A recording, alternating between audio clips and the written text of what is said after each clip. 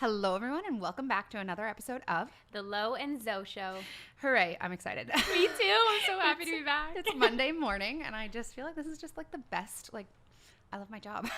Yeah. Sitting here with Zoe.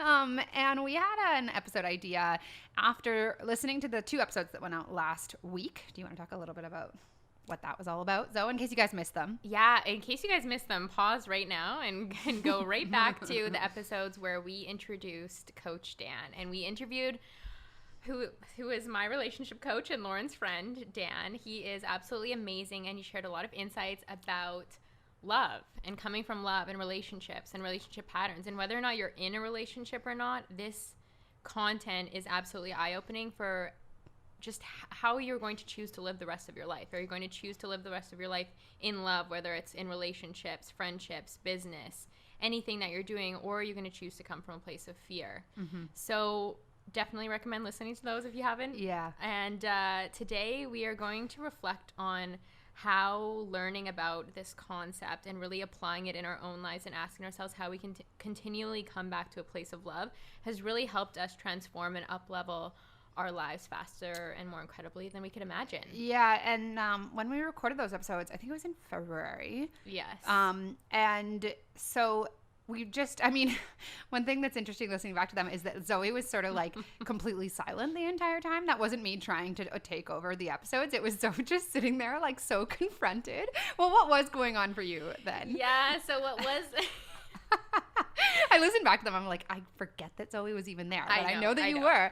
I was there. So Dan is my coach, and so working with him has been absolutely incredible. And even though I was very aware of like all of the content that he was sharing with all of you guys, I was still presently working through that in big ways in my own life and in the relationships that were there and what I was working through. And at that time, I was in this place of still having feelings for someone that I knew it wasn't right for me, or it wasn't the love that I was desiring in my life. And I was really struggling with navigating those emotions and those feelings and seeking validation in different ways.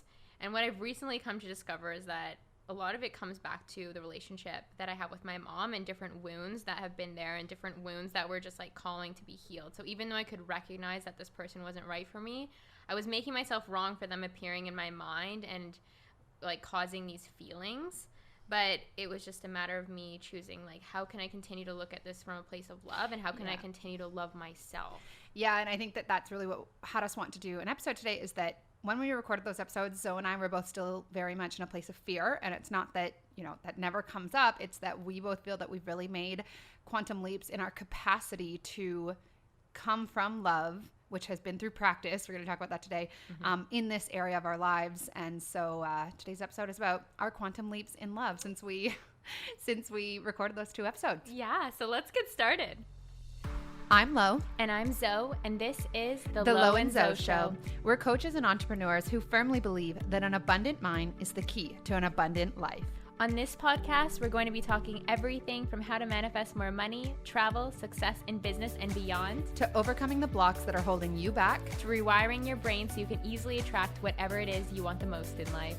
If you haven't already, be sure to join us inside our Facebook community, Abundant Mind Tribe, for daily tips, mindset hacks, manifesting tricks, and more that'll allow you to build the confidence you need to manifest the abundant AF life you deserve. Now let's get started.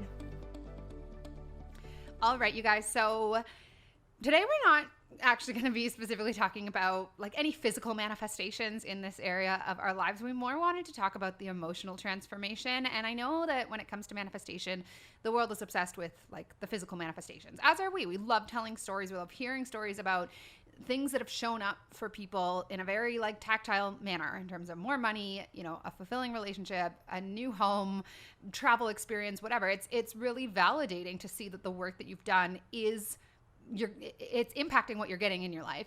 But today we wanted to focus on the emotional transformation that I feel both Zoe and I have had since those 2 last episodes launched, since they were recorded rather, because that's really what like the emotional manifestation or the shifts in your emotion is the manifestation. Yes. Because one thing I want to say is, like, you have to change the inner reality to Yes. see that reflection on the outside anyways. And you guys have definitely heard that in our podcast and in other law of attraction content, I'm sure. But it starts with you, and it starts with you doing that inner work to be able to see the reflection on the outside. You can't manifest the big things, those things that you truly desire, if you're not willing to go to work on the inside to feel that way now, and whatever that takes. And when you do the work on the inside, the outside has to shift. Mm-hmm. And sometimes that doesn't happen as quickly as we would like it to, but it will shift. You cannot have an internal shift in your energy, which just means an internal shift in your habitual way of thinking and feeling, without it shifting something outside of you. Yes. And a lot of the time, I think we just fail to make the correlation. So while today we're not going to talk about, our dating lives or anything like that, we want to talk about the emotional journey because, and the emotional just transformation, because that's really like I said, love to talk to people about money, physical manifestations. But what I'm most passionate about is helping people to create emotional changes in their lives. Because regardless of what you have, your day-to-day capacity to feel happy is about the emotions through which you are experiencing your life. And that's where we have to go to work, right? And that's like, I would love to just talk about that. But I know that it's like not as appealing to like, people love hearing about the physical manifestations, and I don't blame them at all. But if we could really stress to you guys to focus on your emotions over the physical things, right? Like, and this is really like an Abraham thing where they talk all the time about, like, we know it seems like a big price to pay to have to get happy before you get to have what you want. Like, all we're asking is that you focus on actually being happy. We know that seems like a lot. Yeah. But it really is, like, because you want what you want because you believe it's going to make you happier anyways. And we've both had many manifestations happen where we were able to sort of like strong arm our way into creating an outcome, but the emotional like shift didn't last. Like, having the thing didn't mean that we just got to be happy in that area of our lives forever and ever more, right? So if you can focus instead on the emotional journey, and in the area of relationships or in the area of love, what that looks like is replacing more of the fear with more love. Like, that's going to be something that not only gets you what it is that you want, but that also just has you be happier, especially like love and relationships. It's such a like vulnerable area for us because you are required to really make yourself seen in order to have love, right? Like, you're required to be the most kind of vulnerable, or the biggest kind of vulnerable. And you're required to, like, put yourself out there, or actually, no, what I was going to say was you're required to, like, really confront just a whole lifetime of stories about yourself and insecurities. And like, I know the stories I have about myself in that area of my life are way deeply, like, more deeply rooted.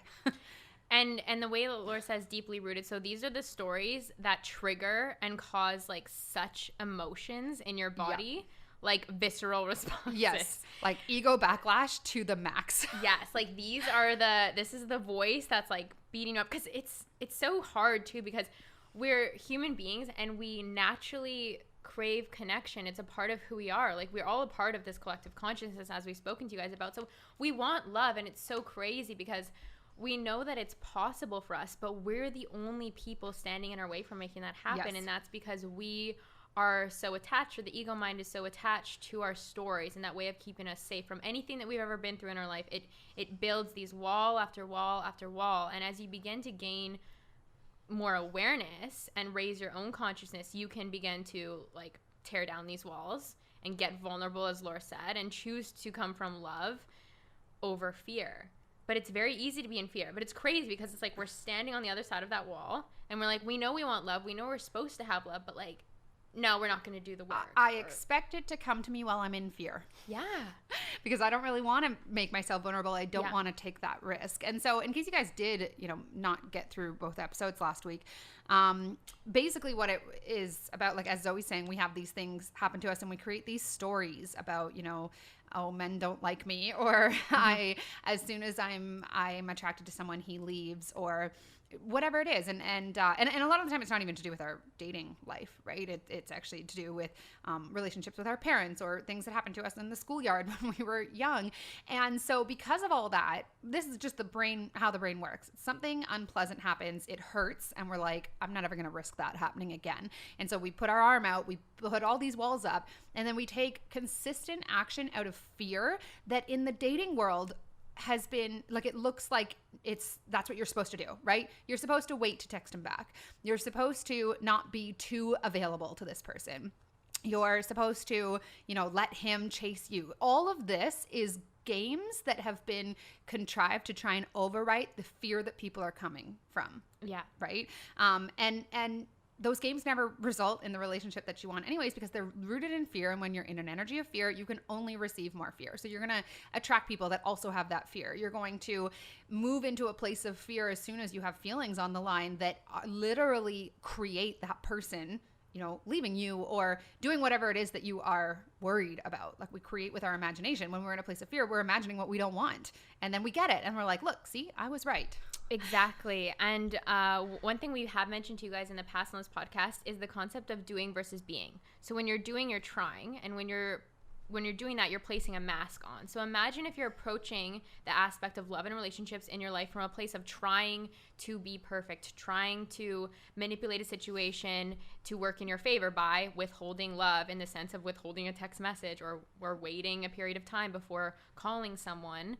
So you are placing that mask on, and you will get a reflection of that, because what your inner reality is what your outer reality will reflect back to you. So you will attract someone who is wearing similar masks, or to mask to the similar extent from you. Yes. And I know one thing that was like a big kind of like slap in the face last year was that I was really desiring a positive, loving relationship in my life, and I realized that I was the one who was emotionally unavailable the entire time.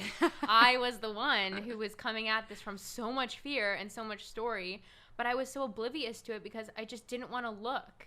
I didn't want to look. I resisted looking. Anytime I was triggered, I just was like, oh, not gonna touch that. Just gonna, put up another wall, put up another safety wall up. I don't want to feel those types of emotions. But if I stand back here and try to create or try to manifest, versus ask myself, what's the inner work I can do, versus just being in a place of creation, I could have navigated that a lot more smoothly. I love that you brought up the emotionally unavailable thing, because I had a very similar realization like a little bit longer ago, but where I totally had a story that I attracted emotionally unavailable men.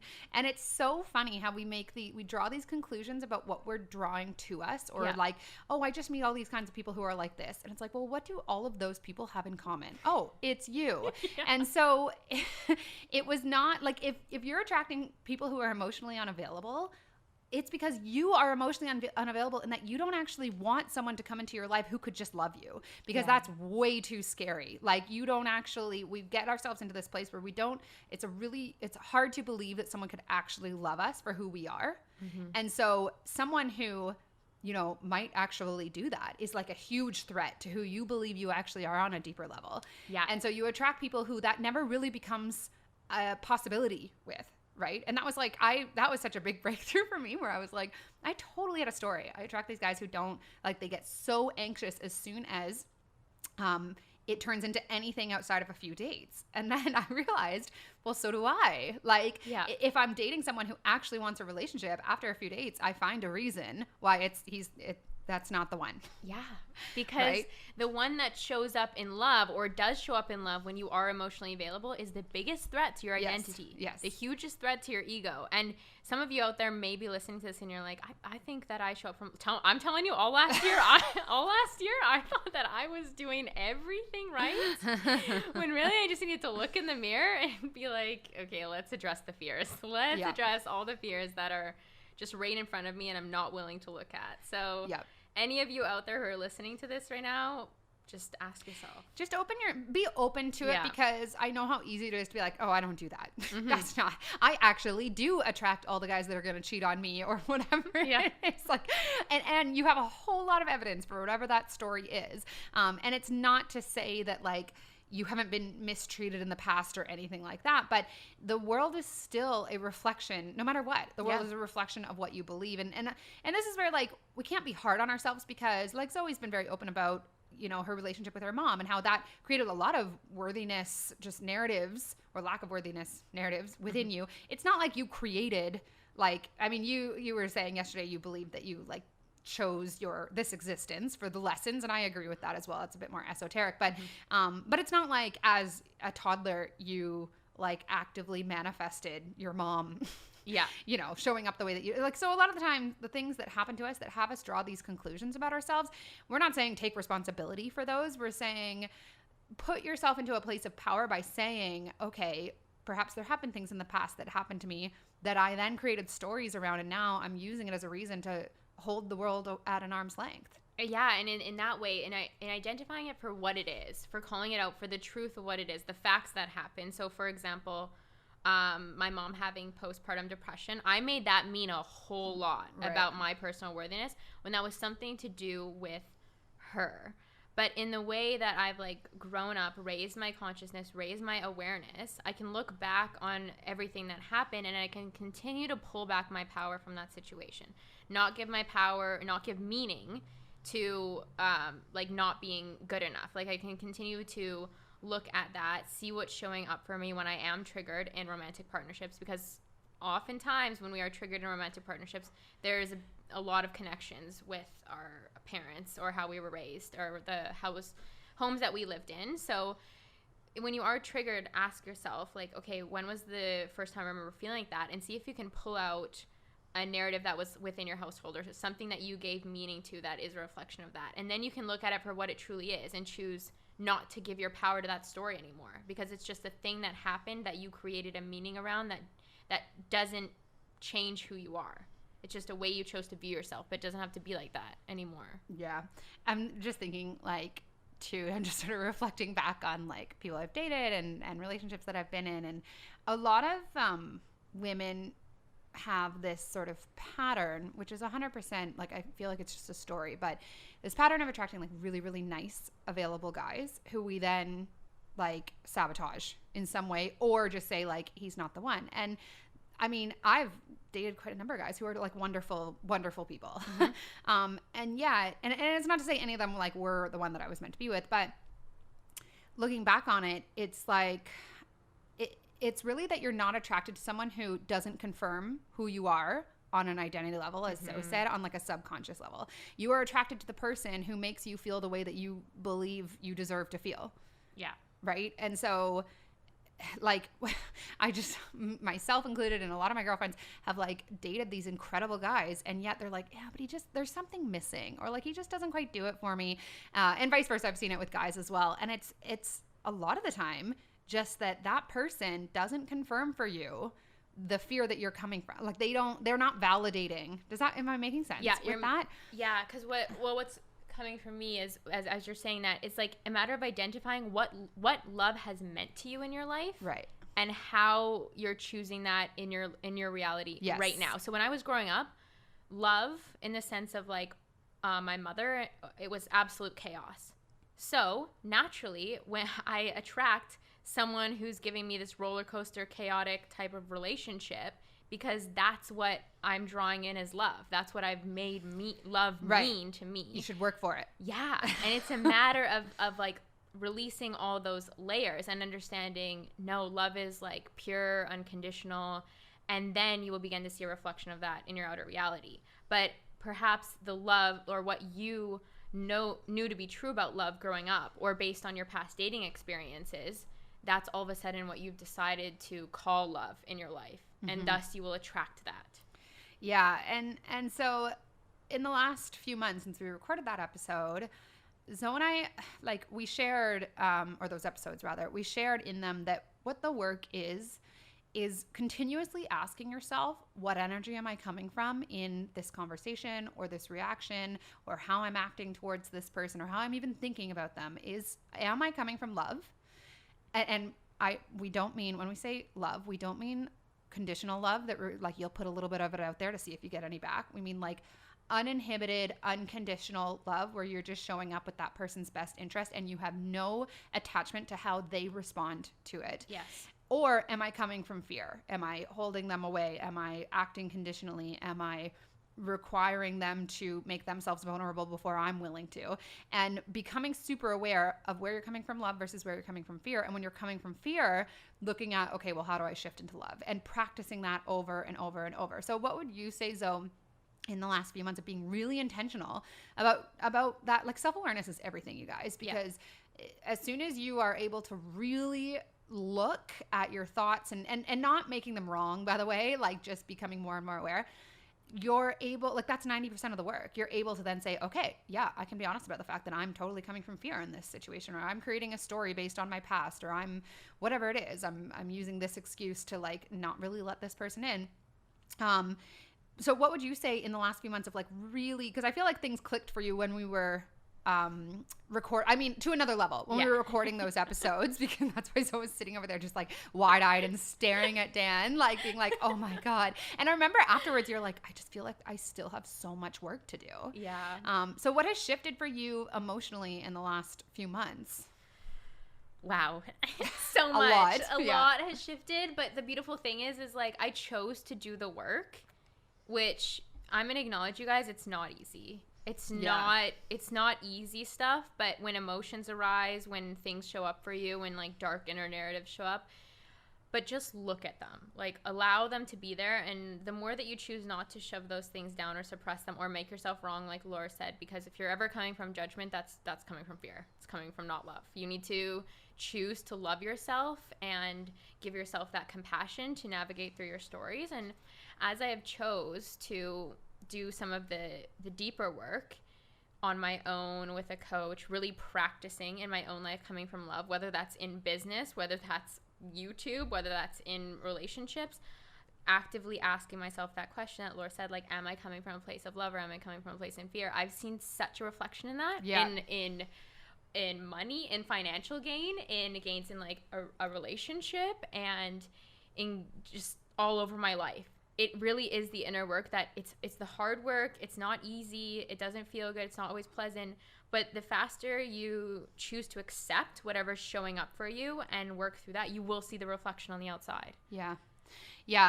My mom listened to our 2 episodes with Dan, and she had a question that she thought might make like a good episode. And I totally agree, but I think it's relevant here, which was, for someone that's maybe newer to all of this kind of stuff, what is the work, right? We talk all the time, do the work. What is that? And so I had a conversation with her about it, but I think it would be really good to input that here. For me, I mean, it looks different depending on what your stories are, what area it is, what kind of result you're wanting to produce. But for me, it's about like really watching yourself, watching what were my thoughts, how did I react, where was I coming from? Because even now I have big reactions to you know, somebody says something to me and my ego is just like, well, here's all the reasons why they're wrong. And so after I have my little hissy fit, because like that's just the ego is always going to be there. I'm able to really look at why did that trigger me, and then starting to dig to what was the root of that, so that you get to start practicing a new way of thinking in that area of your life. Yes. That's what the work is, right? And so it's very conceptual, because it's not physical. You're like literally, like all of this that we talk about, all of it is like, it's a feeling. The work is tuning into feelings, right? Yeah. It's not, and we can give you physical activities in terms of journaling and scripting and things like that, but it's emotional work. But that's what it is. It's looking at it, taking responsibility for your work, for your life is, I think, the first step. And then really becoming very, very self-aware so that you get to understand what drives you. Yes. Right? What your stories are. And then from there, you get to start becoming more aware of like, hey, I was coming from fear in that situation, or I was projecting onto this person because of some past thing that has happened to me, and you know, whatever, but it depends on the situation exactly. But especially in relationships, I think a lot of the time we have stories about what has happened in the past, and then someone does something that we categorize into that same story, and then we project an entire lifetime onto that person, even though it had nothing to do with them. How many people do we know who have, like all of us, who have a fear of being cheated on because they were cheated on at some point in their past? And so they read into the tiniest little things that have nothing, like, you know, are actually not, that person is never going to cheat on you, but you like become, this is just like a really literal, there's so many things that we could use this example towards, but or find an example within. But we literally look for evidence of our stories. Yes. Right? So if you have a story that, like the cheating on thing is just one example. If you have a story that when you like someone, they lose interest, guess like what? Your brain is very creative. The second he doesn't get back to you right away, guess what? That's because he doesn't like me, just like all the rest of them. right? And so we start like categorizing what's happening into old stories because we're not doing the work of awareness and then shifting. Yeah. And just as Lo says, you guys, what you seek, you shall find. Yes. If you're looking for the evidence, especially us ladies, like we are the best investigators, we will find it. We will find it. I'm telling you. I went looking for it last night and I found it. Oh, it's like, yeah. But it comes back to us fantasizing and catastrophizing. I think that's it. Catastrophizing situations. So ask yourself, where does your imagination go when you get triggered? Yeah. And that's a key too. Just as Laura says, you're bringing up these awarenesses, the stories when you are getting triggered, and just be an observer of the thoughts. Know that that's not you. It's just your thoughts. They're all on this like autopilot program. It's all just programming. So just like take a look at where does the brain go when this happens? Where does the brain go when that happens? Yeah. And then notice what that feels like in your body, whether it's something like, for me personally, when I get triggered, sometimes it feels like very tight in my chest, very tight in my heart space. And it's like this fight or flight type of like anxiety that kicks in. So just really get in tune with that mind-body connection and then choose to look at the thoughts and actively choose better feeling thoughts and recognize which voice is which in the brain, the ego or the soul. Which one are you going to follow and lean into? And like the one that's the soul is the one that feels good, that says nice things to you. And the one that doesn't have the nice stories, who wants you to feed into the fears, is the ego.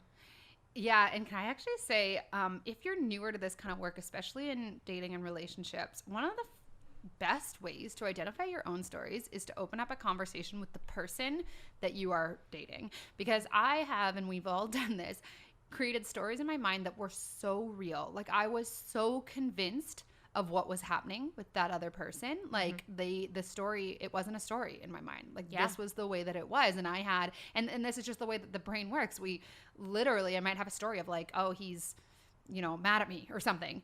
And you find evidence that makes that so real in your mind. And so I've had a number of times where it was really uncomfortable for me to go to that person and say, hey, I'm telling myself right now that you're mad at me, or this is going on, or, this is what's coming up for me right now. And doing it from a place of not projecting, not like being angry at that person, like waiting until you're actually able to have a conversation and say, this is what's coming up for me. And I've had quite a few conversations with people where they went, that's not it. Like an example is like someone that I was dating for a little while, getting into his own anxiety and leaving. And I had such a story of like, I'm just not good enough, right? Like he's not attracted to me. That's like always like where we go immediately. And so I decided to phone him, which like this just like, when I was younger, no way in hell would I ever, because if someone like quote unquote rejected me, I was just gone. You'd never hear from me again. Right. Like that was me protecting myself. Retreating. Exactly. So I've had a number of instances now where, and one in particular I'm thinking about, where I went to him and said, this is my story about this. And he was actually very gracious in saying, this has literally nothing to do with you. I've never seen a successful relationship in my life. I'm surrounded by family members who have had horrible divorces, and I have so much anxiety around getting close to people. And it was like really like a heavy burden that he was carrying that had me just go, oh, like it literally had nothing to do with me. But what about all the other times when I was too proud to ask. And so I just categorized it into, he doesn't like me. He's not attracted to me. Yeah. The same thing for me too is like, it's hard to think of the past because your past is what was meant to happen for you and all that.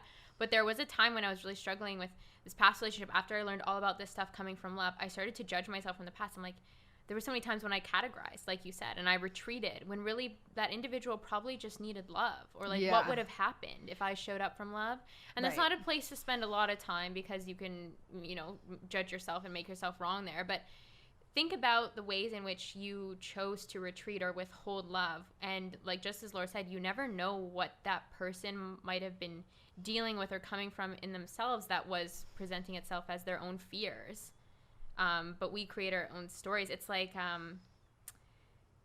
we so deeply, everyone wants connection. Everyone wants love. So why do we withhold it? It's like we're letting our own stories run the show there. Yes. Yeah. And when think about where you retreat from. The energy that has you retreat is fear. right? And what you are desperately needing in that moment is for the other person to show up for you. Yeah. And this is definitely like what I've really seen Zoe embrace in the last few months, is that not that you had someone like retreating, but when there was even a time when you thought someone might be pulling away, instead of saying, oh, he's retreating, I should also do the same, you said, I'm just going to keep showing up in love. Because it feels good. Yeah. Yeah. And we talked about on the, one of the other episodes about, we think that in relationships, it feels good to be loved. That's why we feel so aligned. It's that it actually just feels good to love. So we can do that regardless. And either when you show up in love for someone, and this really just means like, you know, when you want to text them, you text them. When you want to give them a compliment, you give them a compliment. Mm-hmm. When you want to be around them, you reach out and ask if they want to hang out. And you're not, if they say no, you're not immediately making it mean something about you. Yes. Or you're at least able to like reframe that if you do. Right? I don't remember what I was saying about all that. But, oh yeah. So if you're showing up in love consciously, like you're making that decision to do so, and that person isn't able to reflect it back to you, well, like you're putting that energy out, it's going to come back to you perhaps through someone else. Yes. So if you are being loved, the universe will match you up with love, whether or not it's with the current person that you're with or with somebody else, right? But you have to be the energy in order to attract it. Yes, and you have to understand that none of that energy is wasted. Yes. Just because somebody couldn't show up, somebody couldn't rise to the occasion of your love and they fall away, however that may occur in your life, the universe still recognizes you as that force of love, that force that is continually putting out unconditional love, and thus it will bring to you that person who can reflect back the love that you are back to you. Yes. The love that you've been working hard on. So just, it's all about continually asking yourself, can I keep coming from love? How can I keep coming from love? Just as Laura said, give the compliment. Don't withhold love. Yeah. Like, I think that's the biggest thing that I notice is, like, I don't withhold love anymore. If I want to give someone a compliment, if I want to tell them I'm thinking about them, if I want to call them, like, I follow those inklings and those nudges. And what's crazy is, like, even in a time when I might be sitting in a meditation and someone just all of a sudden pops into my mind and I'm like, oh, I should just kind of send them a nice message. I get these weird, like, synchronistic responses of, like, I really needed that, like, right now. Like, how did you know? It's because we're all part of the collective. Like, we all do have connection. It's a matter of if we're tapping into that and we're choosing to be a part of the love connection. Yeah, and I was going to ask you, like, in practicing showing up in love consciously, because I know that's not easy, right? No. Like, sometimes I've watched Zoe like really put herself out there and then she freaks out for like a half an hour where she's like so like vulnerable and exposed. But how quickly has that expenditure of love, that frequency, been returned back to you? Like, so and it comes back in tenfold. Right. Like, this is the thing too, as in practicing this is, I mean, there will come a day when I can talk to you guys about this in an episode. More specific manifestations. More specific in detail. But, like, imagine, like, okay, we talked about the missable thing that I said that one time, right? With Coach Dan. I think we brought it up, maybe. I can't remember. So, basically, there was this person in my life who kept showing emotion, like, kept being vulnerable with me, and I couldn't recognize it for what it was because I was just not there myself. And he had told me that he missed me, and I thought that the cute response was like, you're quite missable yourself. Yeah, and so this was like in January, and I remember as soon as he told me that, I was like, Zoe, like, you're wondering why this person because you had it in your head that he didn't like you enough, right? And I was like, he's been trying to reach out for ages. I gave her my phone to look at the text. And this is what he gets back is something very impersonal, and it was genuine for you. But imagine he responded that to you. What would your immediate thought would be like? So you don't actually miss me. You're just saying I'm like, what does that even mean? Right. So, but I have to say, you immediately, like, that I think was like a turning point for you, where I was like, Zoe, you're so, like, you're coming from a whole, like, you're really closed. Really just withholding all emotion. Withholding and not saying anything that could be vulnerable in any way. Right. Like, this person literally saying, Zoe, I miss you. And you're saying, you're so missable too. Like, that's just a perfect example, though, of, like, I love that story because it's so simple. And you had not seen it that way. No. You thought in doing that, you were making yourself vulnerable. Yeah. Right? Oh, I really did, you guys. Like, but now that I think about it from, for example, his perspective, it's probably just like, oh, yeah. I'm like, Now I see that. But at the time, that was as vulnerable as I could be. Right. And so, I mean, bringing this back to like the title of the episode in terms of our quantum leaps in love, this is really like now it's easy for you. And for me, like I haven't been dating anyone like quarantine, whatever. But I have really looked at like, even just in say like talking to someone online or something, really looked at like, where am I coming from? And like, I was sort of seeing someone back at the end of the year last year. And when it ended, like all of my old stories all came up at once, and it was ugly. Like, and it wasn't even someone I've been dating for a long time. Like, it wasn't about the person at all. It was like, I had no control over my emotions. I spiraled into one of like the deepest depths worth of pits of fear, one of the deepest pits of fear ever. To the point where like I could barely hold a conversation with someone because I was so in my head. And that was, I mean, I think that level of resistance comes up as you are up leveling, because since then, because I didn't even know where there was fear before having that experience, right? I didn't realize how quickly I shifted into fear. And so since then, I've really been able to look at, why do I have fear? What is the story that I get into that triggers that fear for me? And just been really practicing, you know, what would it feel like to just completely come from love for someone? And that doesn't mean, you guys, that there isn't fear there. It means that you practice this new way of responding, or even just a new level of awareness that has you be able to show up differently. Yeah. And when and so it's like our quantum leaps in love, so to speak, is about that conscious, like choosing again, awareness, look at what's there, choose again. And it becomes like, we've taught, our first ever episode of the Lo and Zo Show was about reprogramming the subconscious. So if you are someone who over and over and over practices coming from love, you are going to replace that fear, or it's at least going to be a lot easier for you to shift out of it.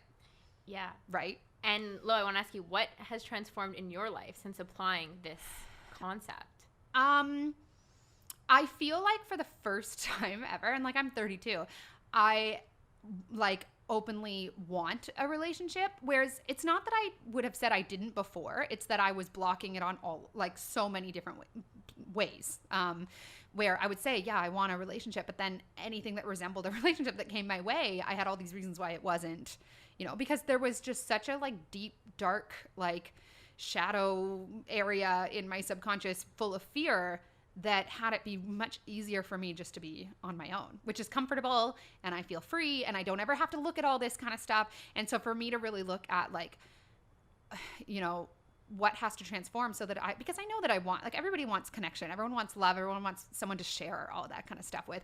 I feel like I was just in such a story of like, I don't need that though, you know, which really was coming from fear.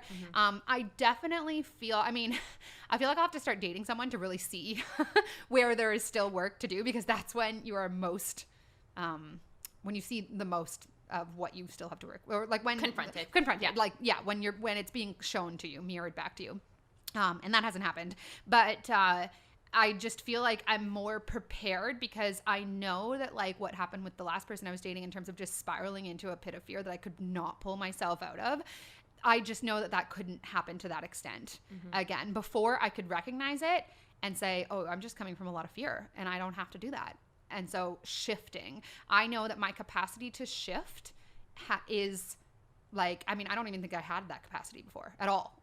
Not any capacity. And I'm really good at like choosing my thoughts around money, and choosing my thoughts around my business, and choosing my thoughts, you know, around my friends, for instance. But I had no power or capacity to choose my thoughts around love. And I think even deeper than that, it's choosing the emotion. Like that's what I mean. Yeah. Like the thought that will lead to the transformation in your body, the way that your body's feeling. Yes. Choosing to really come from the heart space, like what feels like the energy that comes from your heart, that like feels connected, feels uninhibited, and choosing thoughts that align with that feeling in your body. Yeah. So like for me, the quantum leap is that I've practiced that, like I'm able to recognize when I'm in fear and say, I'm going to choose love instead. And I didn't have that before. And that in and of itself, like I had no chance at actually holding on to a relationship because I was so unaware, like that I moved into fear and then I acted from it. And it was like, there just wasn't awareness. Yeah. Right. I didn't have the tools. I hadn't practiced it at all. I didn't have the neurological hardware or programming for love. Yeah. Period. Yeah. And to choose to live your life this way in all areas, it feels like the ultimate superpower. Yes. Because when you are in love, you get a reflection of that back to you. If it's in your business, it doesn't matter which area of your life. If you can show up from this space and you can understand what coming from that space means, abundance is there, folks. Well, because I mean, that makes us think about like Zoe and I have had a lot of success during COVID, to be honest, and that was because I defaulted into fear when everything started, but I shifted into love quickly because I've practiced my ability to do that. When, I get, I don't know, some like a nasty comment from someone online, or even like a client who's like really dealing with something big, they're being confronted. I'm able, like I've long since been practicing my ability to shift into love from fear and respond differently. And so this was like kind of the last area where I had no capacity to do that, because I'd really just, and here's the interesting thing about self-development, you guys, you could be really developed in your business and be choosing to ignore your personal life. But at some point, you have to, what you're ignoring has to come to the light. Like you can't be, I don't believe you could be like super self-developed in, say, business or career or whatever, and just totally be ignoring those areas of your life that, are causing you a lot of fear. Because I got to this point where like it was like this anchor. Like I've not been looking at this. I've not been dating because it's easier not to. Because my experience was like I would start dating someone and then feel shitty. Whereas usually I'm like, when I'm just focusing on my business, I'm like happy and empowered and like my mood is pretty consistent. And then, start bringing some of this stuff to light and be like, oh, that sucked. I didn't like that very much. So I successfully ignored it for quite a few years. And then I got to the point where I was like, I can't afford to not look at this anymore. And when you look at it, when you look at the shadow and you start releasing those layers, like the layers of the onion, naturally your vibration increases. Thus, you find abundance in all different areas of your life, but you just feel better. You just feel like you know yourself better because you've taken that time to explore that. And life becomes happier and more abundant, and your natural energetic state of being is like your new norm. Your new norm is up-leveled. A positive one. Yeah, up-leveled in all ways. And even like, doesn't matter if it's like relationships is the place in your life where you're coming from fear, let's say, and you're an all-star in your business. If you go to work on those places that are holding you down, that are keeping your vibration down, if you go to work and you start releasing that, naturally you're going to bounce up. Yeah. And every other area of your life is going to bounce up too. So if you're someone who's, wildly successful in business, not in love, not knowing that you're not as fulfilled as you could be, go to work there. Or if you're somebody who's, really happy in a relationship but not in your business, go to work there. Like, you'll see the reflection in all different areas. Just go to work on what's holding you down vibrationally, what's not feeling good within you. I would say, to like kind of wrap up like this whole episode, and you sort of just touched on it, our quantum leaps in love is that we feel empowered in this area of our lives where we had no power. Oh my gosh, we're confident now. Like Zoe sitting there at the microphone 3 months ago, just like in fear, like totally disempowered. And now it's like we have the capacity to create what we want in this area of our lives because we've exposed enough of the fear and replaced it with love. And like that, so that's really like what we wanted to get at today. And I mean, things have started showing up differently, especially for Zoe. More on that later. Soon to be low. But you just like, you're able to look at that part of your life and say, I'm confident to come from love. And that is just the most beautiful transformation when you really know what that feels like. It's so freeing because you're not waiting for this other. How shitty does it feel to be waiting around for someone to like text you back, and every hour that goes by that you're not hearing from them, you're getting more and more into like your head about how they don't like you, and you're like, imagine you can be like, I'm just gonna text this person and they'll get back to me when they can, and in the meantime, like I'm gonna live my best life. Yeah. Literally. So I mean, and it definitely will require another episode when Zoe's like, because she has some really good manifestation stories in this area. But like, it's also really shown me how the stories that we have in terms of, oh, well, if he doesn't text you back in this amount of time, he's just not that into you, are complete bullshit. And completely, like, there were lots of times, there have been lots of times where someone showed up, like someone that you or I were dating showed up differently than those dating books tell you, but it didn't mean, you didn't make it mean anything, and therefore it didn't. Yeah. Does that make sense? Yeah, straight up in the simplicity of it, you guys. Those books, they BS, and you can identify it with your internal compass because it doesn't feel good when you're reading that stuff. It doesn't feel good to imagine yourself having to play a game and put on a mat. It's not fun. Okay? Yeah. It's not fun. It's not fulfilling, and it's not love. Yeah, and one thing that we said in the last episode that I just want to reiterate here before we jump off is if you're showing up as yourself and you're just acting out of a place of intuition and what feels good, and that relationship does not go the way that you wanted it to, there is nothing for you to, lay in bed at night about, awake at night about, because you just showed up in love, and either that person was able to receive it and reflect it back to you, or they weren't. Mm-hmm. But there isn't like any question about like, well, did I play the game right? Or what could I have done differently? I mean, that is just such a waste of It's a waste of your precious energy and good it eliminates good feelings, and you just want more good feelings, so don't choose to spend time spiraling in those places. Yeah. So we hope you guys enjoyed this episode. Yeah, I know. I feel like I'm just laying it up. When my mom told me she was listening to these episodes, I'm like, oh, great. Now she fully knows why I'm 32 and single, but that's okay. No. Whatever. The perfect path, the perfect journey. Exactly. All right, you guys. So thank you so much. We will tune in next week with a new episode on Tuesday. Yeah, can't wait. Bye. Thank you guys so much for spending a piece of your day with us and tuning in to The Lo and Zoe Show. If you enjoyed this episode, please be sure to rate it and share on social media. Be sure to tag us. Until next time, stay abundant.